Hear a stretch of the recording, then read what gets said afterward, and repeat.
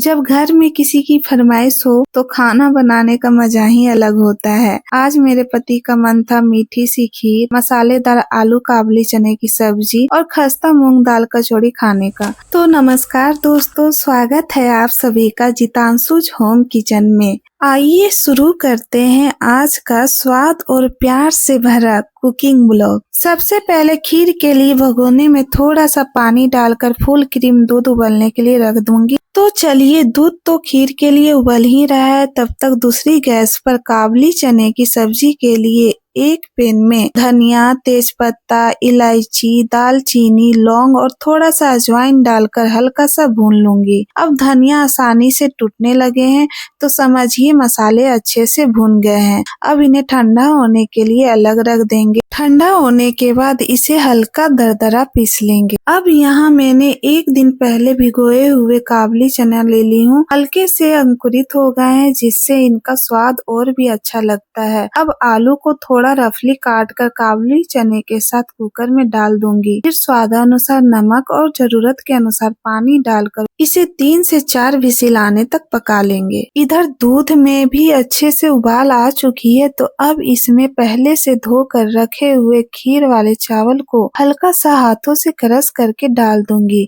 अब इसे अच्छी तरह से चलाकर धीमी आंच पर पकने के लिए छोड़ देंगे और बीच बीच में दूध को चलाते रहेंगे ताकि तले में सटे ना। तब तक सब्जी की ग्रेवी के लिए मिक्सर जार में धनिया पत्ता, टमाटर, लहसुन, हरी मिर्च, अदरक, देगी मिर्च पाउडर, धनिया पाउडर, जीरा पाउडर और आमचूर पाउडर डाल देंगे। साथ ही थोड़ा सा पानी डालकर इसका एक स्मूथ पेस्ट तैयार कर लेंगे। देखिए, ग्रेवी का स्मूथ पेस्ट बनकर तैयार है। इधर 3-4 सीटी आने के बाद कुकर को एक साइड में रख दूंगी। और अगर आपको मेरी थोड़ी सी भी मेहनत पसंद आ रही हो तो जितांशुज होम किचन को सब्सक्राइब और फॉलो करके अपना प्यार जरूर दीजिए। अब एक गरम पैन में सरसों का तेल डालूंगी। तेल गरम होने के बाद इसमें सूखी लाल मिर्च, पचफोरन और तैयार किया हुआ दरदरा मसाला डालकर हल्का सा भून लूंगी।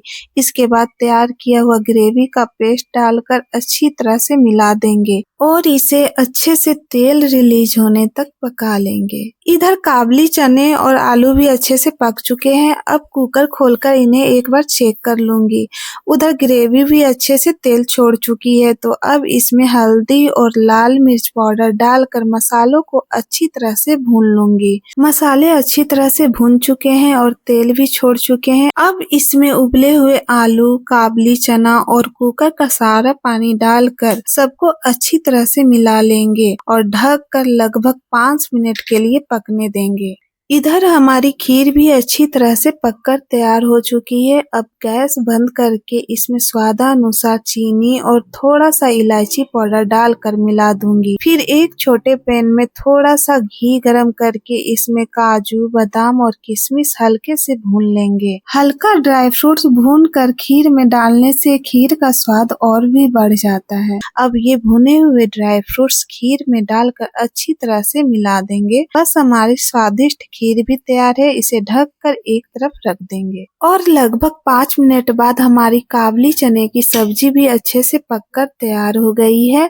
अब इसमें बारीक कटा हरा धनिया डालकर अच्छी तरह से मिला दूंगी। देखिए, हमारी काबली चने की सब्जी कितनी बढ़िया और मसालेदार बनकर तैयार हुई है। मैं इसमें एक्स्ट्रा नमक नहीं डाली हूँ, क्योंकि चनों को उबालते समय ही नमक डाल दी थी, इसलिए नमक बिल्कुल परफेक्ट है। अब इसे भी एक तरफ ढककर रख देंगे। बस हमारी स्वादिष्ट काबली चने की सब्जी और खीर दोनों बनकर तैयार है। अब मूंग दाल कचौड़ी के लिए एक बड़े बर्तन में बराबर मात्रा में मैदा और गेहूं का आटा डालूं और साथ ही थोड़ा सा सूजी डालूंगी। मैंने इसमें सूजी इसलिए डाली हुई ताकि कचौड़ी हल्की सी खस्ता बने। अब भीगी हुई मूंग दाल को मिक्सर जार में डालकर इसके साथ अदरक, लहसुन, हरी मिर्च डालूंगी। फिर इसका एकदम स्मूथ वाला पेस्ट तैयार कर लूंगी।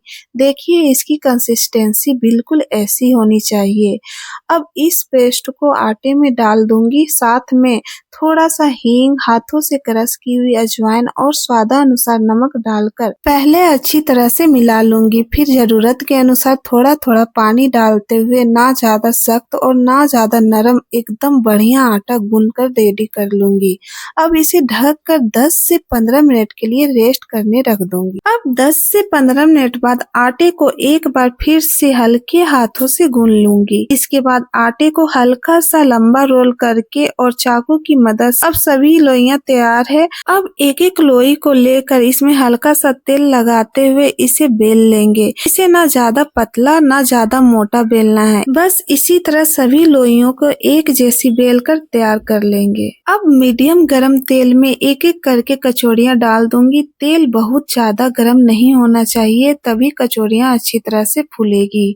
अब इसे आराम से अलटते पलटते हुए सुनहरा होने तक तल लेंगे। देखिए कचौड़ियाँ कितनी अच्छी तरह से फूल रही है। अब कचौड़ियों को प्लेट में निकाल लेंगे और इसी तरह सारी कचौड़ियों को गोल्डन ब्राउन होने तक तल लेंगे। तो लीजिए हमारी मूंग दाल की कचौड़ियाँ भी बनकर तैयार हो चुकी है। अब प्लेटिंग कर लेंगे। प्लेट में काबली चने की सब्जी, खीर और गर्मा गर्म मूंग दाल की कचौड़ियाँ सजा लूंगी और एक कचौड़ी को तोड़कर दिखाती हूँ। इसकी आवाज सुनिएगा, अंदर से कितनी बढ़िया बनी है। और इसमें काबली चना की सब्जी और ऊपर से सेव डालकर खाइए, क्या ही लाजवाब लगता है। तो चलिए हस्बैंड का पसंद का खाना बनकर तैयार है। Bye bye, take care, thank